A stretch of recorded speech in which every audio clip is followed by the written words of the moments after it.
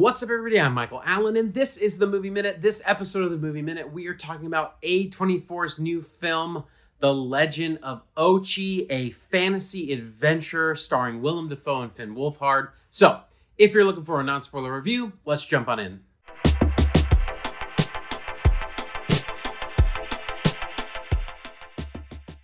All right, so let's talk about The Legend of Ochi.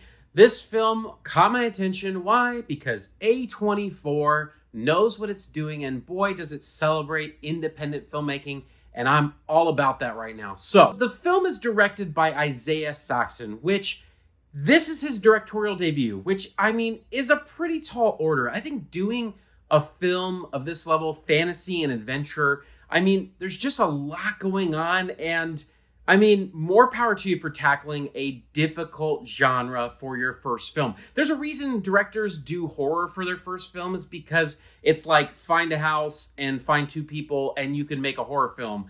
This had a lot of moving parts, a lot of production design, so many unique things, but I do think he did some interesting things that felt like a callback to the early 90s, late 80s, kind of fantasy, horror, Gremlins style stuff. And we'll get into that. The story surrounds a shy little girl named Yuri, played by Helena Zengel, who lives on the remote island of Carpathia that is inhabited by humans, and as well, this elusive forest creature called the Ochi. And surprise, surprise, her father is a semi-psychotic hunter of said creature. She then discovers a abandoned baby and decides she wants to return this Ochi baby to her mother, and hence we have The Legend of Ochi. This film is very, very interesting. It's probably the weirdest film I've seen this year. So, let's jump in and talk about a couple of things that I liked.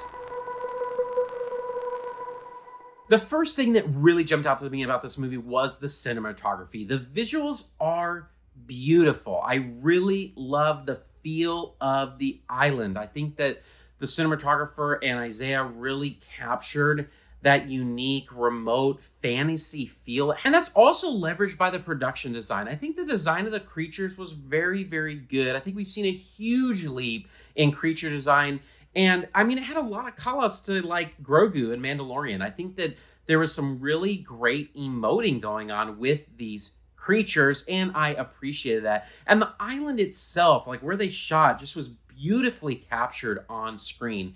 It really has, it kind of almost has a Miyazaki feel to it, but in real life. And I loved that. I'm a huge Miyazaki fan, and I loved the feel of the place here. Can I just say as well how much I love Willem Dafoe? You're fond of me, lobster. I think he's really just leaned into this really quirky, weird era of his career. I mean, he did Poor Things last year. He did The Lighthouse. He's really doing some awesome indie film, and that's so encouraging as a director. I think when you are an indie director and you're looking to make something to really get your career going, the fact that Willem Dafoe is spending time with these directors making unique stories is amazing, and his performance was very, very good in this. I will also say that the soundtrack was really good in this film. It really leveraged the genre. I think it had some callbacks, it felt like those early 90s, late 80s movies like E.T. and Gremlins, and it just had that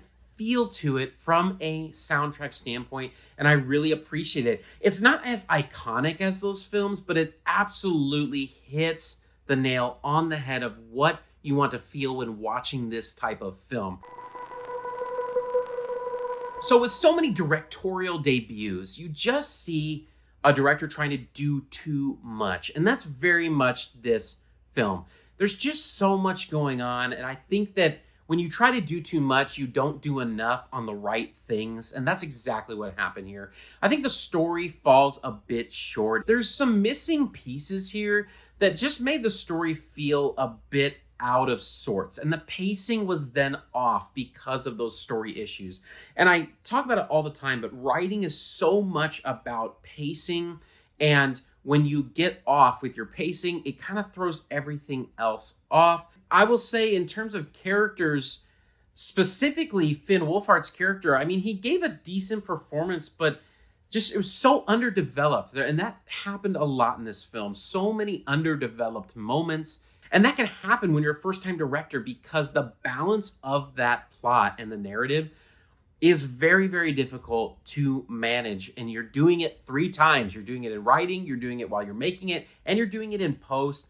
And just balancing all that and really having it come together to pace well is a struggle if you've made mistakes in the writing. And that feels like that's what happened with this film.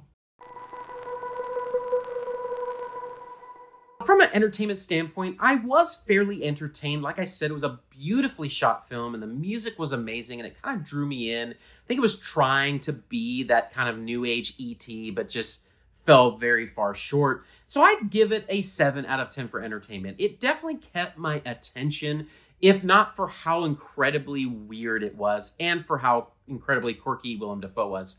I think from a critic's rating, just because the writing really, I think, brought it down and struggled with pacing and story, I'd probably give it a 6 out of 10 for critics rating. So averaged out 6.5 out of 10 for The Legend of Ochi. So from a badge standpoint, I mean, if you're not an A24 super fan, you're probably not going to go see this film. And so I would probably give it a couch potato. I think it's definitely a film that will have an audience. It will have a niche audience that really enjoys it. Obviously, it could have been better. Another thing, too, with me, it has nothing to do with the film. The theater I was in, the sound was so loud in this film. It was like I was plugging my ears half the time because of the creature's shrill screaming. And so I will say that probably definitely affected my experience of the film. It didn't necessarily make me hate it. It just was intense throughout the whole film, and it just threw me off. It was really, really weird. And I ran really quick at the very beginning of the film to tell them, and they never did anything about it. So what are you going to do? At the end of the day, Legend of Ochi is a solid directorial debut, but just falls short in terms of being a theatrical hit. If you like this video, please like and subscribe. It really helps the channel. Would love to have you a part of this community with me. And until next time, everybody, peace out.